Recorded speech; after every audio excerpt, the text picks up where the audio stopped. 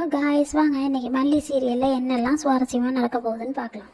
வெண்பா குட்டி சொல்கிறாங்க, மல்லியம்மா அங்கே என்னையே தானே நினச்சிக்கிட்டு இருப்பாங்கடாடா, என்னை எப்படியாவது கொண்டு போய் மல்லியம்மா வீட்டில் விட்டுருங்கடாடா ப்ளீஸ் டாடா அப்படின்னு சொல்லிட்டு விஜய் சார்கிட்ட வெண்பா குட்டி கெஞ்சாங்க.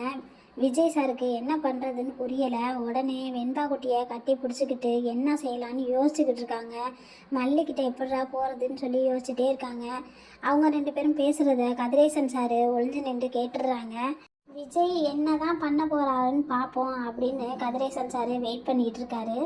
இன்னொரு பக்கம் மல்லி விஜய் வெண்பா குட்டியை நினச்சி அழுதுகிட்டே உட்காந்துருக்காங்க. வெண்பா குட்டி எழுதின நோட்டை எடுத்து பார்த்துட்டு, வெண்பா உனக்கு இனிமேல் உங்கள் டேடா இருக்காங்க, உங்கள் ரேணுகா அம்மா இருக்காங்க, இனிமேல் அதுதான் உன்னோட ஃபேமிலி வெண்பா, எனக்கு இனிமேல் அங்கே இடம் இல்லை அப்படின்னு சொல்லிட்டு அழுகுறாங்க.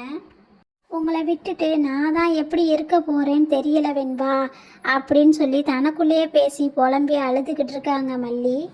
அதுக்கப்புறம் விஜய் வெண்பா குட்டியை தூக்கிக்கிட்டு வந்து நாங்கள் மல்லியை பார்க்க போகிறோம் அப்படின்னு சொல்கிறாங்க. அதுக்கு கதிரேசன் சார் மறுப்பு சொல்கிறாரு, நீங்கள் அதெல்லாம் போகக்கூடாது மாப்பிள்ள, இதுதான் உங்கள் வீடு, உங்கள் ஒய்ஃபு இங்கே தானே இருக்காங்க, நீங்கள் ஏன் போகிறீங்க அப்படின்னு சொல்லிட்டு கதிரேசன் சார் விஜயை தடுக்கிறாங்க. விஜய் கேட்க மாட்டேங்கிறாரு.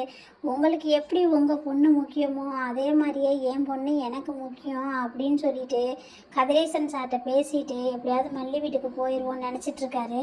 அதுக்கு கதிரேசன் சார் என்ன பண்ண போகிறாருன்னு தெரியல. விஜய் மல்லி வீட்டுக்கு போயிடுவாங்களா போக மாட்டாங்களா என்னங்கிறத கமெண்டில் சொல்லுங்கள். அடுத்து என்ன நடக்க போகுதுங்கிறத அடுத்து வரப்போகிற கதையில் பார்க்கலாம். தேங்க்யூ.